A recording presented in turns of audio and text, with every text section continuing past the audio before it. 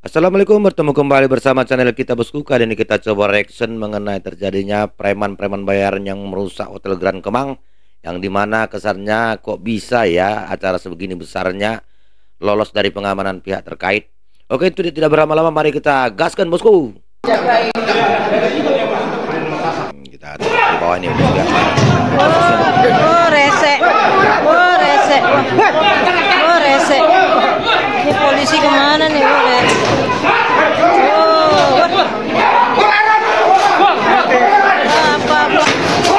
Bukan main ya bosku, pembiaran begini banyaknya. Apaan ini, rese?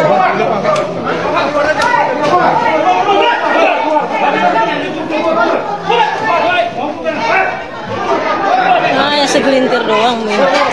Segini besar, aduh.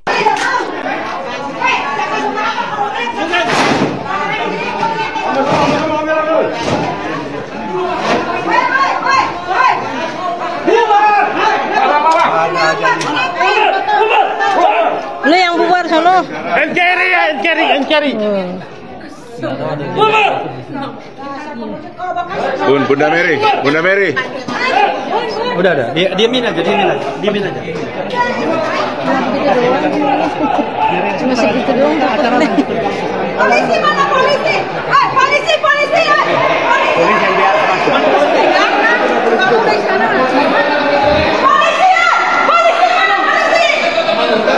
Tegap-tegap sekali mereka bosku ya. Seperti berbadan alat gitu yang masuk tadi itu. Badannya kekar semua.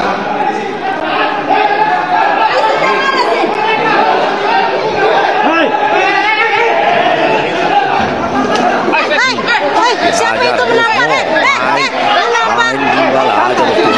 Tengok nih perbedaan badannya antara polisi dengan yang memukuli. Badan polisi yang koci ini anak polisi sama yang demo-demo yang pakai masker-maskerin besar sekali. Seperti terlatih gitu bosku. polisi kemana? Polisinya mana? Kesianan bapak itu ditampar. Kesian. Polisinya yang kurang ajar. Iya. Polisinya malah jagain.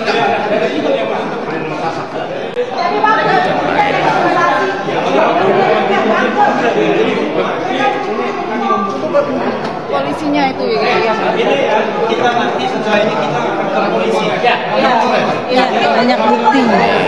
Ini yang datang ini yang acara ini bukan main-main, ini Repli Harun, Dim Samsudin ketua penasihat Muhammadiyah itu Repli Harun dan yang lain-lain itu tokoh-tokoh masyarakat penting itu dikacangi kayak gini sama pendemo berbadan tegap. Menurut aku tuh bukan masyarakat biasa itu yang demo tadi itu pilihan itu. Nah, paling nggak suruhan itu.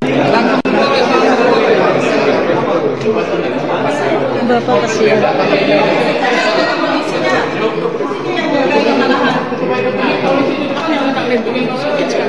Ini ada bukti ini. yang kurang ajar ini. Udah Bu. Laporin. Kasihan. Semangat. Polisinya mana? Kok dibiarin aja masuk ke sini? Polisi di bawah diam-diam aja. Kita nanti ke Polda semuanya. Sudah. Iya. Bang Rafli Kesannya polisinya dia aja kalah besar badannya bosku. Nah, kalah besar atau pembiaran kita nggak tahu. langsung ke Polda, Bang. Langsung Polda Metro aja.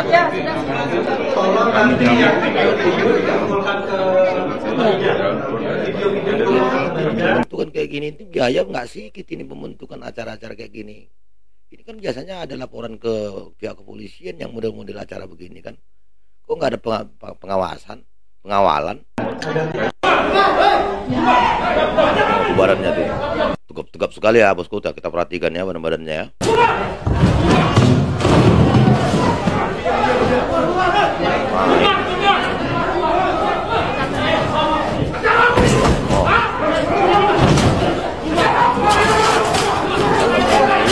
Yang dihadapi badan-badan kayak gini, sementara yang pembicara rata-rata orang tua.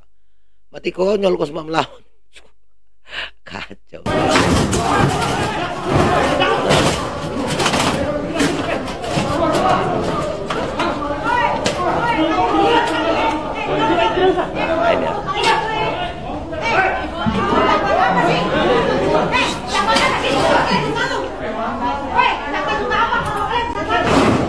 Bismillahirrahmanirrahim. Assalamualaikum warahmatullahi wabarakatuh. Ini perlunya, kalau itulah gunanya adanya organisasi yang baik ya, untuk mengkawal-kawal kayak gini. Menurut aku itu pasukan-pasukan organisasi bajingan itu. Nah, jadi perlunya organisasi yang baik, yang agamis untuk membentengi yang kita yang sifatnya begini nih. Ini perlu sekali. Jadi menurut aku itu karena memang polisi punya keterbatasan mungkin ya, karena dia patuh terhadap pimpinan, apa kata dia, alah. Jadi kalau soal adanya organisasi kan dan tentu mendukung yang baiknya aja gitu loh. Nah, kita dengarkan ini dari tokoh-tokoh nasional yang dibubarkan tadi. Luar biasa kejadian pagi ini. Kita ini negara demokrasi. Setiap warga negara punya hak berkumpul, berserikat, menyampaikan pendapat di depan umum. Tapi, oh gitu. Kasihan kameranya. Iya.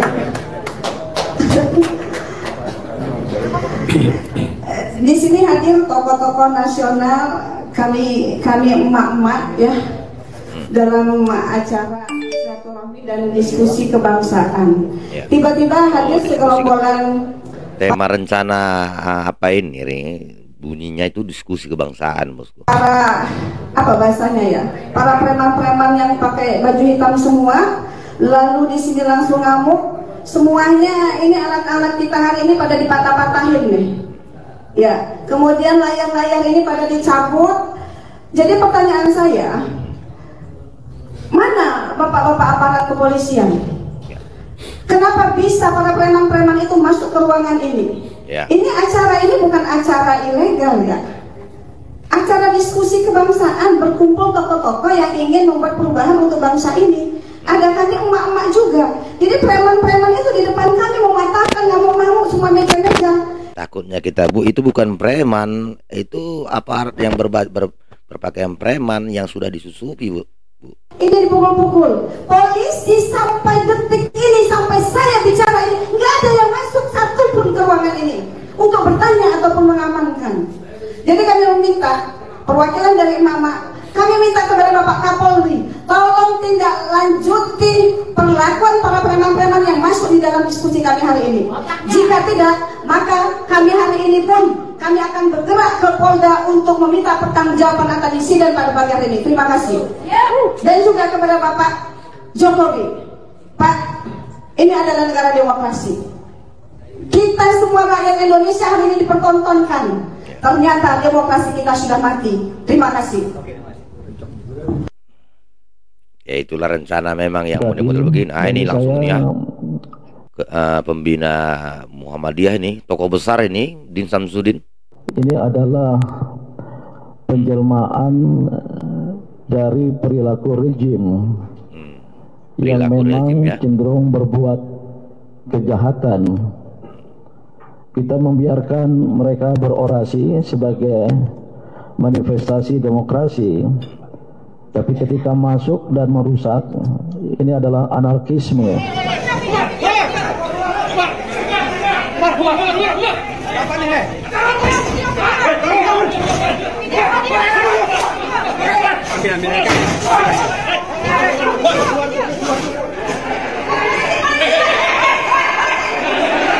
Nah ini ya, Bos. Hari ini saya pikir pantas kita berduka. Sepanjang hidup saya baru 2 kali menyaksikan preman menyerbu orang yang mau bicara. Yang pertama saya di Barcelona karena tentang protes tentang tambang batu bara. Sekarang di negaraku sedang terjadi. Kami seluruh warga negara Indonesia memesan kepada penguasa, warga negaramu sudah terancam di negerinya. Negara sudah tidak hadir melindungi rakyatnya.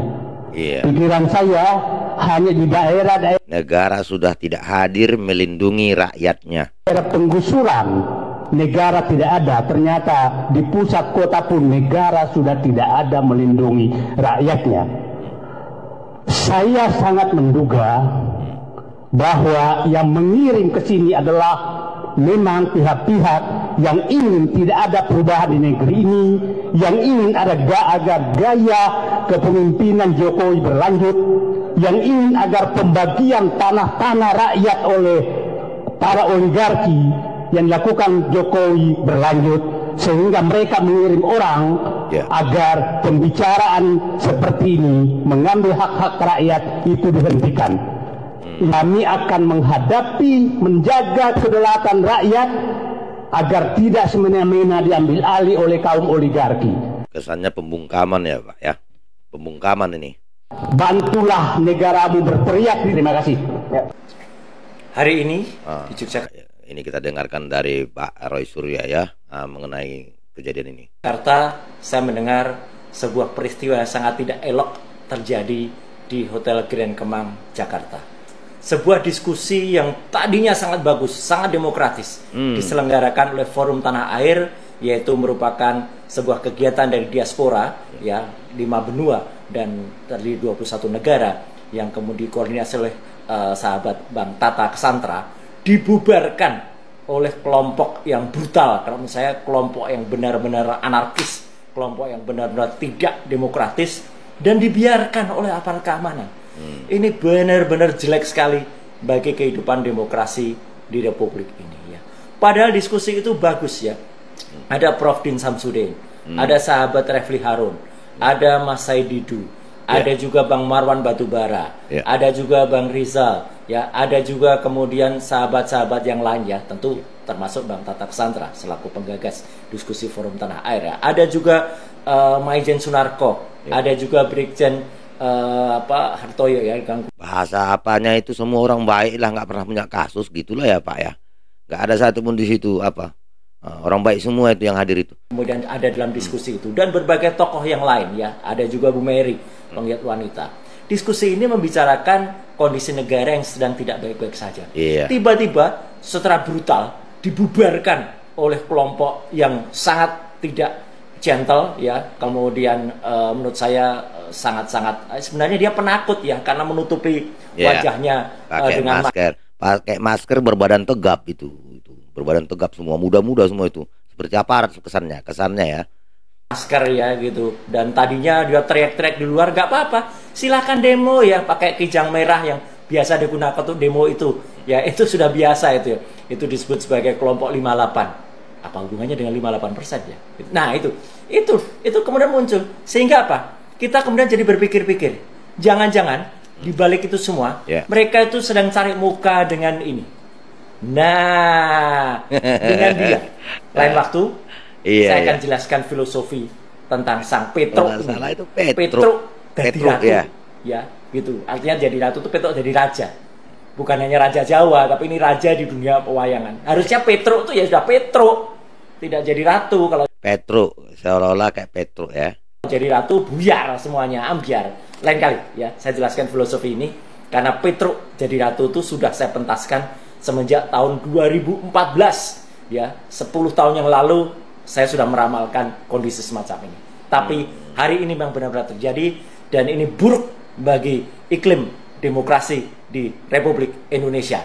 Untuk teman-teman, jangan kemudian lelah untuk berjuang. Perjuangan kita belum selesai, dan untuk presiden jangan berhenti untuk berjuang demi kebenaran dan kebaikan bangsa ini. Ya kan Bang Roy Suryo? Yang terpilih Pak Prabowo Subianto. Ya, jangan biarkan kehidupan semacam untuk Bapak Prabowo, jangan biarkan ini, apalagi Bapak seorang mantan dari aparat militer ya, itu perlu disimak ini Pak. Macam ini masih terus terjadi di Indonesia, atau pemerintahan mendatang akan sama saja dengan rezim sekarang.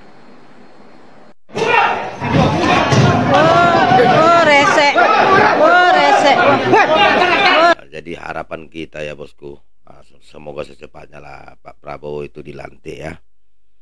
Saya sebenarnya kepingin melihat gebrakan-gebrakan dari presiden terpilih kita ini, mudah-mudahan sesuai dengan harapan kita.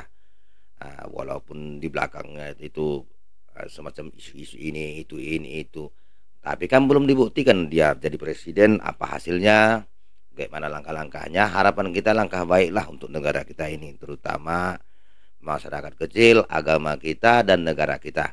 Itulah harapan kita untuk Pak Prabowo yang akan sebentar lagi kita lantik ya. Nah, semoga tidak terkontaminasi lagi seperti yang berlalu yang sudah 10 tahun yang kita rasakan. Bagi yang merasakan ya, bagi yang enggak sih ya dia aja anteng-anteng aja. Oke, demikian dulu reaction kita kali ini bosku. Komen yang cerdas dan beradab agar channel ini semakin berkembang. Demikian dulu. Wassalamualaikum warahmatullahi wabarakatuh.